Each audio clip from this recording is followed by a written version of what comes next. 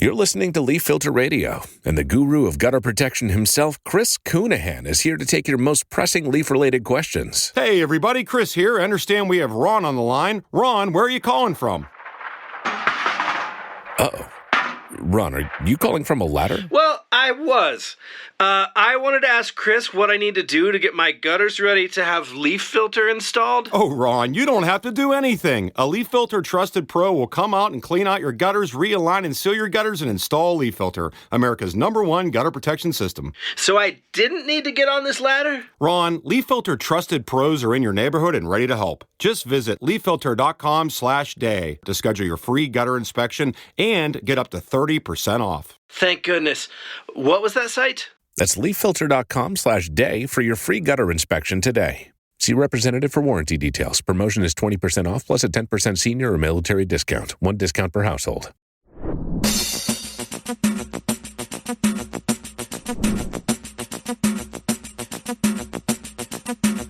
O lugar que é bom pra mim é onde eu quiser estar.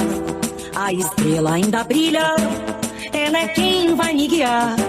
Ser guerreira é minha sina, batalhando pra vencer.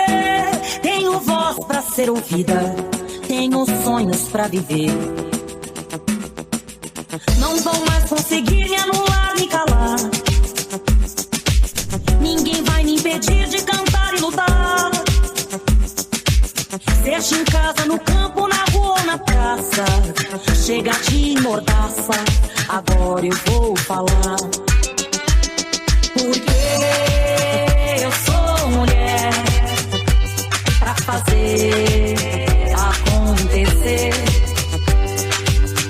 Eu sou uma delas, são elas por elas, ocupando os espaços de poder. Porque eu sou mulher pra fazer acontecer. Eu sou uma delas, são elas por elas, ocupando os espaços de poder. Olá! Hoje é sábado e nesta semana discutimos sobre história das mulheres na política brasileira. E hoje preparamos um resumo com os pontos mais importantes. Eu sou fruto, né, da política de cotas, né, que vem aí das ações afirmativas. Então, eu integro a minha vida inteira em escola pública, municipal, em seguida para Instituto Federal. Então, eu já começo o meu médio integrado ao técnico no Instituto Federal por meio de cotas. Só que o que é que acontece, né, que é uma crítica, inclusive, que foi muito debatida aqui no nosso estado, que o Instituto Federal de Alagoas só começa a fazer bancas de heteroidentificação bem recentemente. Então, ainda que eu tenha me autodeclarado, né, pessoa negra da cor preta, eu não passei por esse processo de heteroidentificação. Então, o processo que era validado era somente a autodeclaração do estudante. Então, eu curso aí 4 anos no Instituto Federal de Alagoas, Campus Coruripe, que é a minha cidade, né, natal. Depois que eu concluo, eu vou para a Universidade Federal de Alagoas para o curso de História, também por meio de políticas, né, de cotas. Então, eu adentro na universidade já com todo esse campo vasto, com esse pensamento do porquê as cotas raciais elas são importantes. Então, eu sou cotista do IF e sou cotista na Universidade Federal. E assim que eu começo, né, toda essa pesquisa com relação aos estudos étnico-raciais, que já é algo que vem do IFAL, que aqui a gente chama IFAL, né, Instituto Federal de Alagoas, já venho com todo esse pensamento, com essa bagagem que eu trago do NEABI e do IFAL, que é o Núcleo de Estudos Afro-Brasileiros e Indígenas, o qual eu faço parte.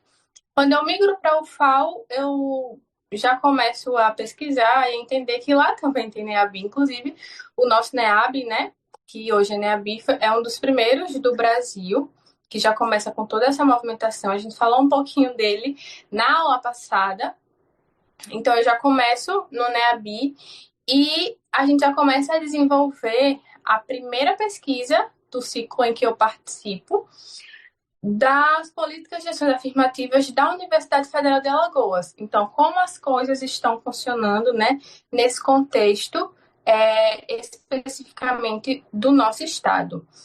E a gente percebe que a UFAL também é uma das pioneiras a implementar esse projeto, né, de políticas de ações afirmativas, porque é algo que é implementado lá em 2003. Então, enquanto algumas universidades ainda estavam pensando, mas a gente vai implementar como deve ser feito, ou não é necessário, a UFAL, ela já é uma das pioneiras e em 2003 a gente já começa, né, a colocar em prática o nosso PAAF.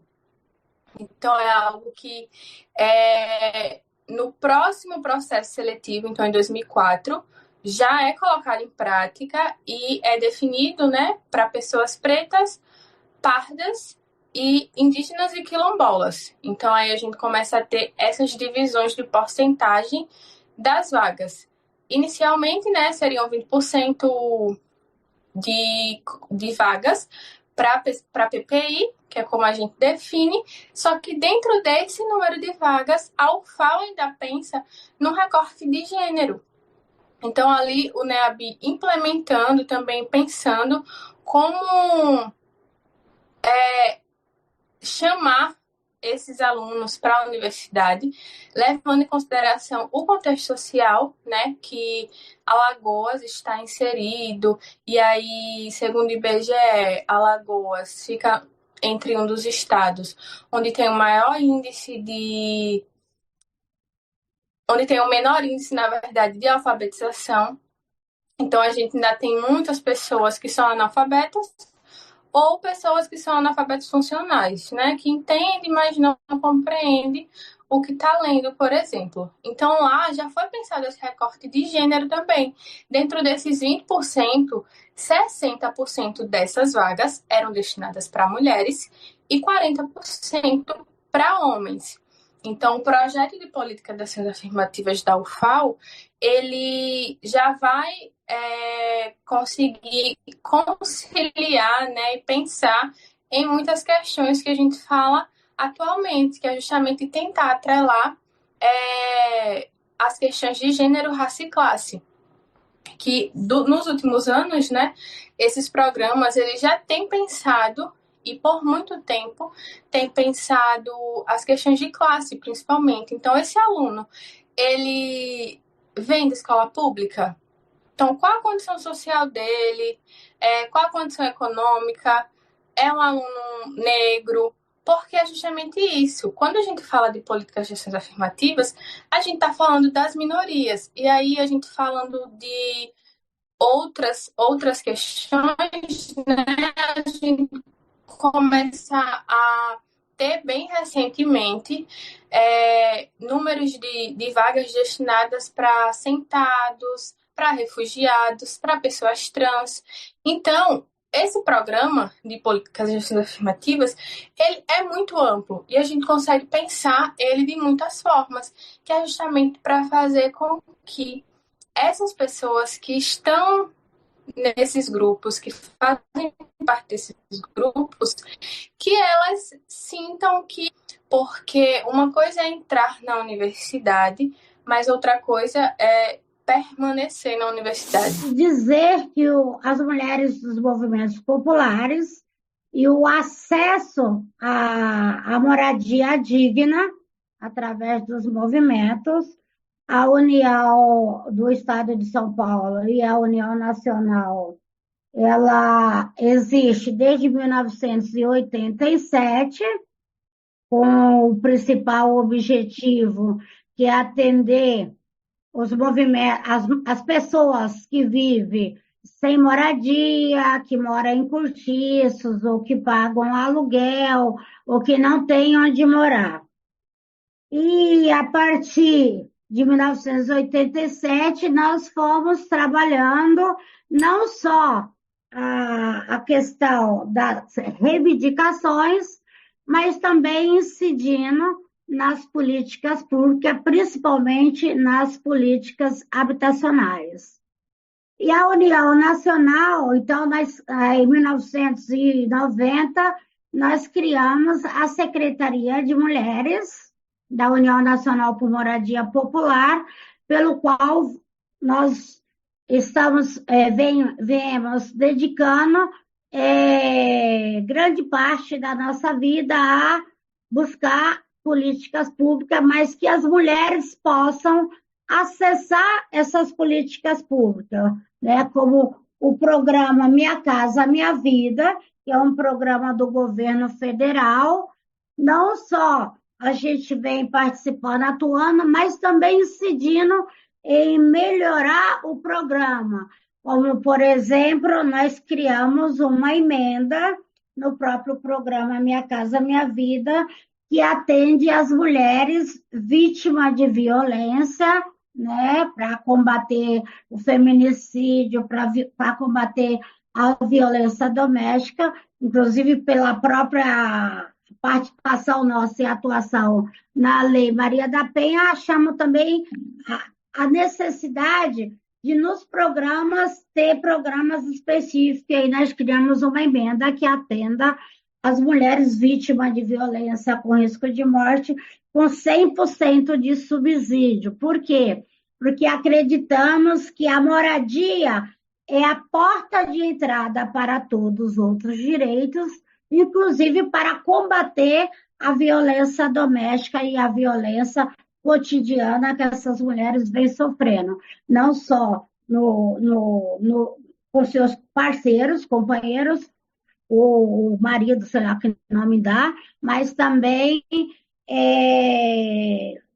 psicológica e daí por diante, né? Então, nós construímos a emenda parlamentar, uma emenda que a gente fez uma grande articulação com os parlamentares, e o programa Minha Casa Minha Vida, então, ela tem esse novo programa, tem essa lei, essa parte do próprio programa, né, que ajuda e que as mulheres podem acessar o Minha Casa Minha Vida em qualquer parte do Brasil, ou seja, se vive em São Paulo, pode acessar em Minas Gerais, na Paraíba, na Bahia, porque acreditamos que, a partir que essa mulher possa acessar uma moradia digna, ela não vai precisar ir para uma casa-abrigo, para uma casa que fica lá trancada, ela e os filhos, né? Se tiver filhos, e aí não, se ela muda para outra cidade, ela pode reconstruir a sua vida muito mais rápida, a partir que ela tem uma moradia digna para viver. Essa é uma questão. A outra questão, aqui no município de São Paulo, nós criamos a lei da titularidade da casa em nome da mulher. Então, a lei, ela facilita com que as mulheres, quando for assinar o contrato, a titularidade já sai direto em nome dela, e aí também essa mesma lei serviu de orientação para o próprio Programa Nacional Minha Casa Minha Vida.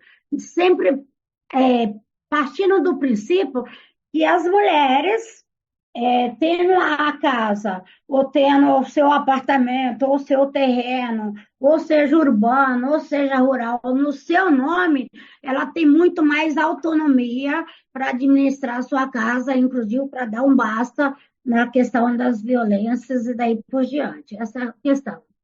A outra questão nós estamos também trabalhando conjuntamente com a União Nacional, uma lei que chama a Lei da Autogestão e Propriedade Coletiva, para que garanta, através de lei, e o orçamento e rubrica própria, para que as pessoas possam ter a sua moradia digna, através de vários programas, inclusive pode ser de urbanização, de regularização fundiária, pensando na questão do cuidado com as mulheres, né? Essa lei também, ela tem várias vários artigos e incisos que trata especificamente das políticas de atendimento às mulheres, né, e da garantia da titularidade, mas mesmo em caso de separação, que essa unidade habitacional ela permaneça em nome das mulheres, permaneça com as mulheres, né, nesse sentido que a gente vem trabalhando, não só no acessar o direito à cidade, mas também de garantia na legislação brasileira que o atendimento seja exclusivo e preferencialmente das mulheres. Então, essa é uma questão. A outra questão que a União vem trabalhando, e nós, enquanto Secretaria de Mulheres, vem trabalhando bastante, é a questão da formação e da conscientização para que as mulheres possam entender como que hoje as mulheres enfrentam a luta de classe, né? Porque nós temos o seguinte entendimento: nós mulheres somos a maioria no Brasil, mas também no mundo, somos mais de 51%, quase 52% as mulheres. E aqui no Brasil, nós somos 60 milhões a mais que os homens, né? Porém, nós, enquanto mulheres, não conseguimos acessar tudo que a gente poderia acessar sendo a grande maioria. E aí, quando eu falo a maioria, não só as mulheres, mas também ver a questão de gênero, de raça, né? Por exemplo, eu sou mulher negra.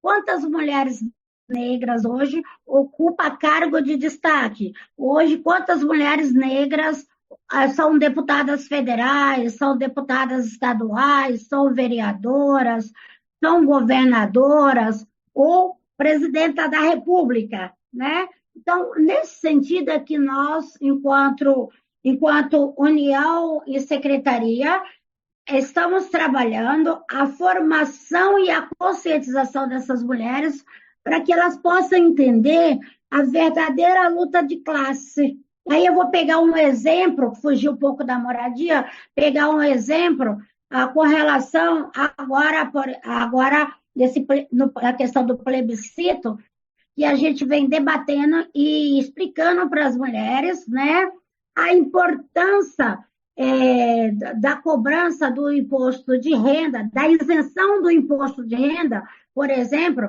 para quem ganha menos do que 5 mil reais.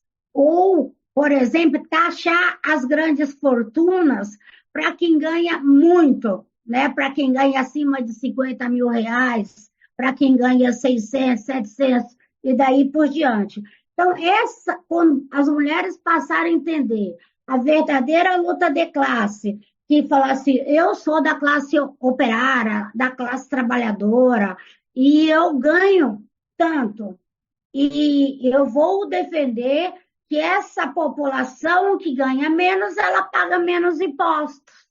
A população que ganha mais, ela tem que pagar mais impostos. Isso é compreender a luta de classe. Quase 80% da força de trabalho do SUS é feminina, nas mais diversas funções e atividades na atuação na saúde. E na saúde mental não é diferente. Cerca aí em torno de 70%, 80% são mulheres. E que são desde os trabalhadores de base até os profissionais especificamente da saúde, então psicólogas, assistentes sociais, terapeutas ocupacionais, médicas, isso inseridas tanto na RAPS, na rede de atenção psicossocial, como também nessa estruturação da RAPS, nos CAPs, que são os Centros de Atenção Psicossocial, nos SECOS, que são os Centros de Convivência, mas também consultório de rua. E uma parcela que atua na saúde mental, mas na atenção primária, estão nas unidades básicas de saúde. É importante destacar que, tradicionalmente, até o Departamento de Saúde Mental do Ministério, a DESMAD, né, que é Departamento de Saúde Mental, Álcool e Outras Drogas, ele está localizado na SAES, na Secretaria de Atenção Especializada em Saúde.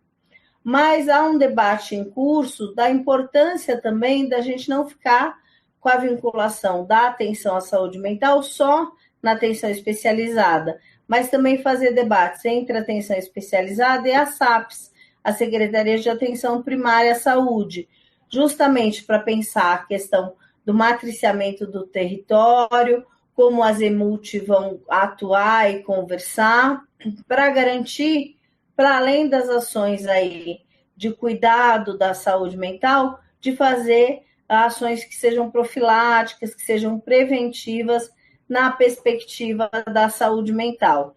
E nessa construção aí, com a vinda do ministro Padilha e a secretária Ana Luísa na atenção primária, está colocado o debate em pauta e de uma maneira bastante interessante, porque ele vem acompanhado de um censo que já tinha sido iniciado na gestão da ministra Anísia, que é o Censo Nacional das UBSs, das Unidades Básicas de Saúde.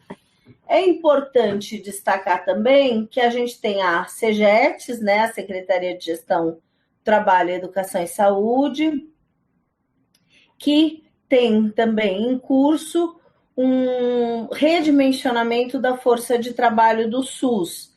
E esse debate do redimensionamento está acontecendo por etapas, iniciou inicialmente, né, por duas regiões, o Distrito Federal, né, e também o estado do Mato Grosso do Sul. Bom, falar da estruturação da saúde mental é importante e tivemos, no final de 2023, a 5ª Conferência Nacional de Saúde Mental e no final de 2024, a 4ª Conferência Nacional de Gestão do Trabalho e Educação e Saúde. E ambos os debates pegaram a questão de necessariamente avançarmos na valorização da força de trabalho do SUS.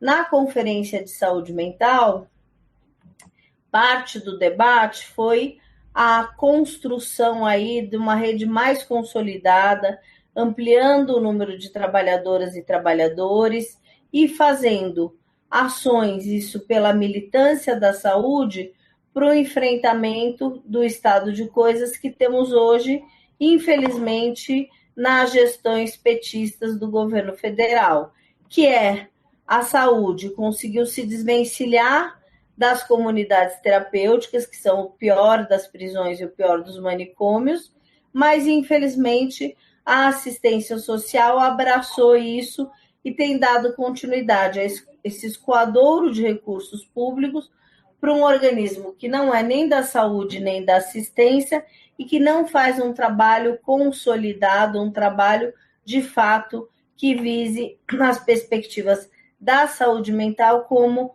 as trabalhadoras do SUS defendem, que é o cuidado em liberdade, né? Então, essa rede de atenção psicossocial e toda a unificação de esforços e tarefas no sentido de abraçar tanto os usuários no cuidado em liberdade, mas também envolver os familiares para essa atenção na saúde mental.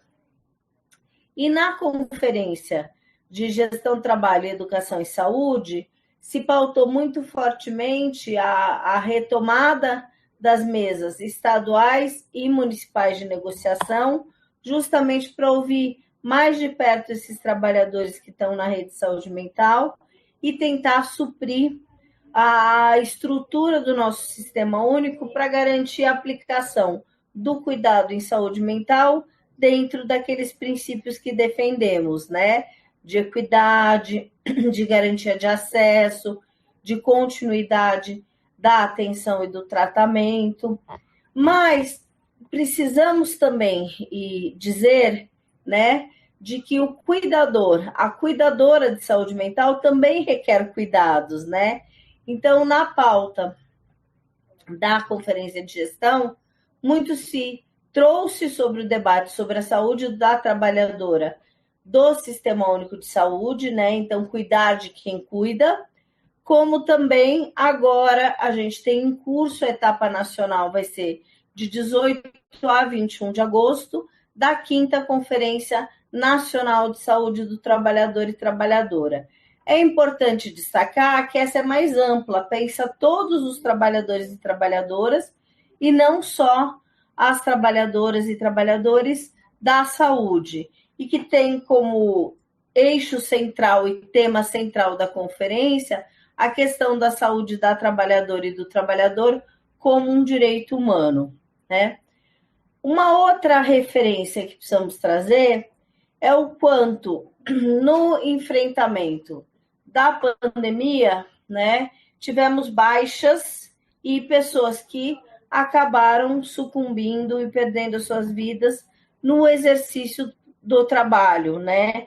Então, que é necessário também que se avance no debate de um projeto de lei que foi lei aprovada, mas que está de difícil implementação, que é o investimento no cuidado às famílias que perderam trabalhadoras e trabalhadores da saúde. Uma outra questão que é importante demarcar é que, ainda hoje, com a força de trabalho do Sistema Único de Saúde estando cada vez mais feminina, a gente ainda tem que vencer muitos preconceitos que dizem respeito às ocupações nos cargos de chefia.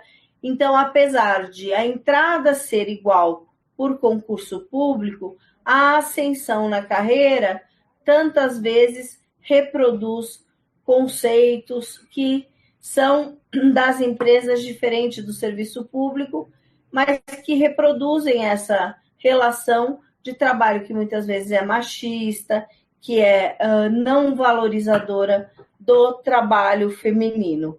Então, podemos aqui trazer para ir acrescentando elementos à nossa conversa aqui, toda a necessidade de as trabalhadoras do SUS também conhecerem e ajudarem na luta pela implementação da Convenção 190 da OIT, da Organização Internacional do Trabalho, que incluso a deputada federal Juliana Cardoso, nossa deputada petista por São Paulo, tem feito gestões no sentido de avançar na regulamentação dessa convenção no nosso país, porque ela trata das questões das relações de trabalho e das situações aí limite de assédio, de violência, mas dando um tônus, uma visibilidade maior na especificidade das relações de gênero. Então,